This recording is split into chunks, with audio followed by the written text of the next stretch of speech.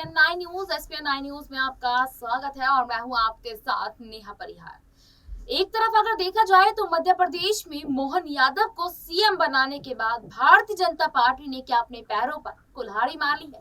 अगर देखा जाए यहाँ पर तो जैसे जैसे लोकसभा चुनाव नजदीक आ रहा है, मोहन यादव की टेंशन और ज्यादा बढ़ती नजर आ रही है। सबसे पहले आपको बता दें कि जब मोहन यादव को यहाँ सीएम बनाया गया, मोहन यादव मध्य प्रदेश में ताबड़तोड़ तरीके से अपने एक्शन में नजर आए। कहीं किसी के घर बुलडोजर चलवाया गया तो दूसरी तरफ यहाँ लाउड स्पीकर वाले मामले में बदलाव करते नजर आए, तो कहीं देखा गया कि मीट मांसों की दुकानों के नियमों में यहाँ बदलाव करते भी नजर आए। इसी बीच आपको बता दें कि यहाँ पर एक तरफ मोहन यादव, दूसरी तरफ पूर्व मुख्यमंत्री मध्य प्रदेश के शिवराज सिंह चौहान। बताते चले आपको कि उम्मीदें ये जताई जा रही थी कि शिवराज सिंह चौहान को ही सीएम बनाया जाएगा, लेकिन यहाँ इस पर भी पानी फिरता नजर आया और शिवराज सिंह चौहान के पूरे मकसद पर यहाँ देखा गया कि उनका दिल टूटता नजर आया। यहाँ तक कि देखा गया कि जब मोहन यादव को सीएम बनाया गया था तो लाडली बहनें शिवराज सिंह चौहान के गले लगते नजर आई थी। वो वीडियो आपने सोशल मीडिया पर भी देखा होगा। यहाँ फिर जो शिवराज सिंह चौहान है वो ये कहते नजर आए थे कि मैं कहीं नहीं जा रहा, मैं यहीं रहूंगा और अपनी बहनों से बातचीत करता रहूंगा। उसके बाद देखा गया कि यहाँ पर शिवराज सिंह चौहान और उनकी पत्नी साधना यहाँ सीएम आवास खाली करते वक्त काफी ज्यादा भावुक हुए और यहाँ पर शिवराज सिंह चौहान की पत्नी साधना पहली बार कैमरे के सामने कुछ बोलती नजर आई थी। दूसरी तरफ हम यहाँ पर बात करें कांग्रेस पार्टी की, तो जैसे ही मध्य प्रदेश में सीएम यहाँ मोहन यादव को चुना तो दूसरी तरफ कांग्रेस ने भी कोई कसर नहीं छोड़ी।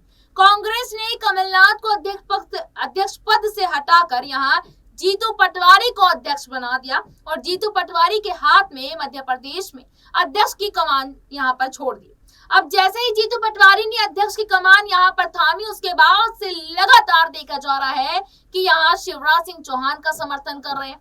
दूसरी तरफ यहाँ कमलनाथ और दिग्विजय सिंह नाराज है, यहाँ तक कि दिग्विजय सिंह मोहन यादव का समर्थन कर रहे हैं। क्या यहाँ पर लोकसभा चुनावों से पहले दल बदल वाला मामला सामने आ सकता है? इसी मुद्दे पर बात करने के लिए मेरे साथ दिनेश मौजूद है। दिनेश, एक तरफ तो कांग्रेस पार्टी के अध्यक्ष मध्य प्रदेश में जीतू पटवारी शिवराज सिंह चौहान के समर्थन में उतरे हैं, कहते हैं कि भारतीय जनता पार्टी ने शिवराज के साथ बहुत गलत किया, शिवराज के चेहरे पर चुनाव लड़कर शिवराज को ही साइडलाइन कर दिया। दूसरी तरफ जीतू पटवारी अध्यक्ष बने, दिग्विजय सिंह और कमलनाथ नाराज है। दिग्विजय सिंह लगातार डॉक्टर मोहन यादव यानी कि मध्य प्रदेश के सीएम का समर्थन कर रहे हैं। कैसे देख रहे हैं आप इन सबको? देखिए नेहा, यहाँ से सीधा एक मैं जो कहना चाहूंगा कि पहला सवाल जो आपका था कि जिस तरीके से जो जीतू पटवारी है वो अब यहाँ से एक तरीके से शिवराज सिंह चौहान का सपोर्ट करते नजर आ रहे हैं, इसमें कोई दो राय नहीं है कि शिवराज सिंह चौहान ने इन चुनाव में बीजेपी के लिए वापसी करवाने के लिए जी तोड़ मेहनत की है। उनकी लाडली बहना योजना हो या फिर लोगों से जाकर पर्सनली निचले स्तर के जो लोग थे उनसे जाकर वहां पर मुलाकात करना हो, तमाम वो जो कोशिशें की गई, क्योंकि बीजेपी के पास मध्य प्रदेश में शिवराज सिंह चौहान के अलावा कोई ऐसा चेहरा नहीं था जो उनको वहां से चुनाव जिता सके और जिसका कहीं ना कहीं प्रभाव आम लोगों तक देखने को मिले। तो शिवराज सिंह चौहान वो नेता थे बीजेपी के पास जिन्होंने कहीं ना कहीं लोगों से इमोशनल होकर के एक तरीके से भावनात्मक जुड़ाव करके और वहां पर जो पार्टी को जीत दिलवाने की कोशिश की और एक प्रचंड बहुमत यहाँ पर भारतीय जनता पार्टी को मध्य प्रदेश में मिला। हालांकि मध्य प्रदेश में सीएम नहीं बन पाए शिवराज सिंह और मोहन यादव को मुख्यमंत्री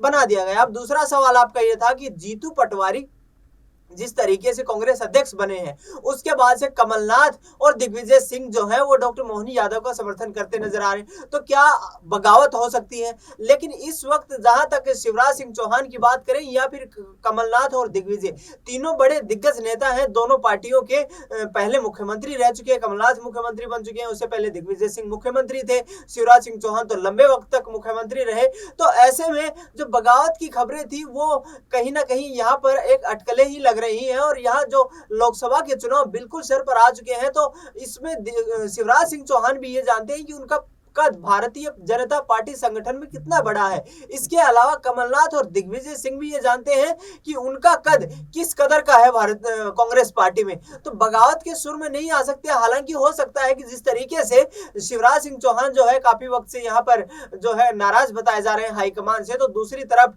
जिस तरीके से अध्यक्ष पद का जो है कुर्सी उनसे छिनी है कमलनाथ से और जीतू पटवारी को अध्यक्ष बनाया गया है, उससे काफी वो भी खफा होंगे, क्योंकि चुनाव के परिणाम का नतीजा किसी भी नेता के हाथ में नहीं होता। जनता के दिलों के अंदर आप कितनी जगह बना पाते हैं, मुद्दों को कितना इंप्लीमेंट कर पाते हैं, ये तमाम चीजें आती हैं। और यहाँ से कहीं ना कहीं कांग्रेस पार्टी को जो नेतृत्व है अब उसको स्वीकार करना चाहिए और आगे आने वाले चुनाव में मजबूती के साथ लड़ना चाहिए। बिल्कुल, यहाँ पर देखिए मजबूती की बात यहाँ पर दिनेश करते नजर आए कि आगे आने वाले चुनाव में मजबूती से यहाँ पर चुनाव लड़ने चाहिए। लेकिन यहाँ पर इस राजनीति में देखा जाए तो जरा सी ही यहाँ पर देखा, अगर थोड़ी सी भी यहाँ गद्दारी देखने को मिलती है तो जो नेता है मंत्री अपना दल यहाँ पर बदल लेते हैं जब भी कोई चुनाव होता है। आपने देखा भी होगा कि मध्य प्रदेश में 2020 में क्या हुआ था, ज्योतिरादित्य सिंधिया को और उनके विधायकों को यहाँ पर कोई बड़ी जगह नहीं मिली, तो ज्योतिरादित्य सिंधिया ने अपना दल ही बदल लिया था और जिस कारण से भारतीय जनता पार्टी की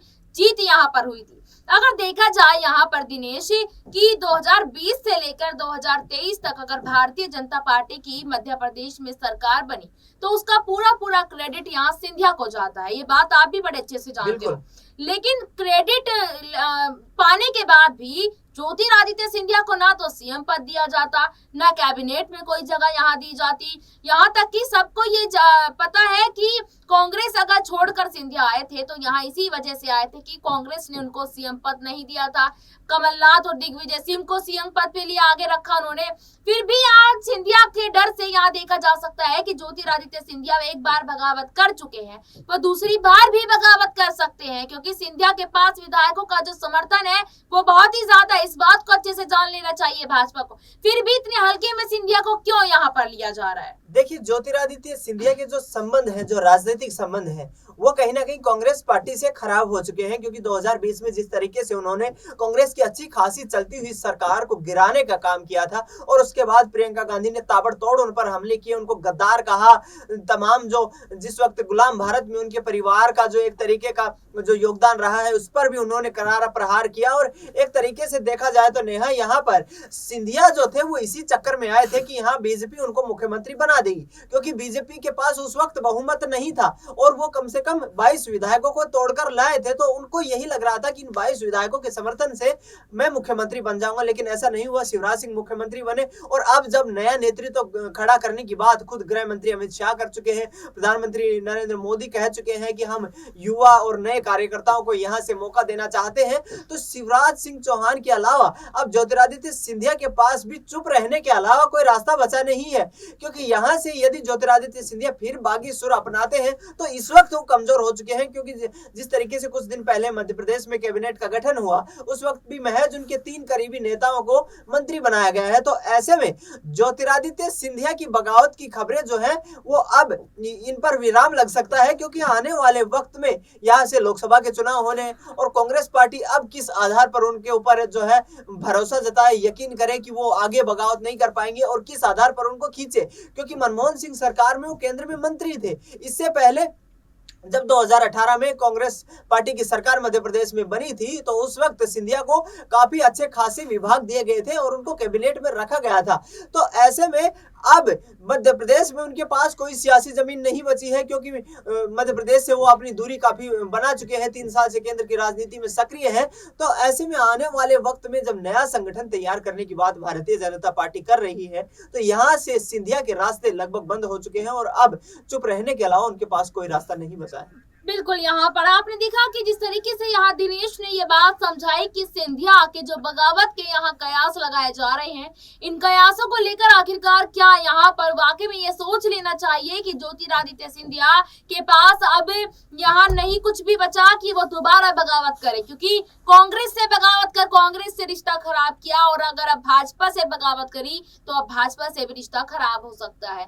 दूसरी तरफ यहाँ बात करें जीतू पटवारी का, शिवराज सिंह चौहान का जो समर्थन समर्थन यहाँ मिल रहा है, इस समर्थन का आखिरकार क्या मतलब है? क्या लोकसभा चुनावों में कुछ और ही यहाँ पर देखने को मिला? क्या लगता है आपको इस रिपोर्ट पर? कमेंट बॉक्स में जरूर बताएं और देखते रहिएगा SPN9 न्यूज। धन्यवाद।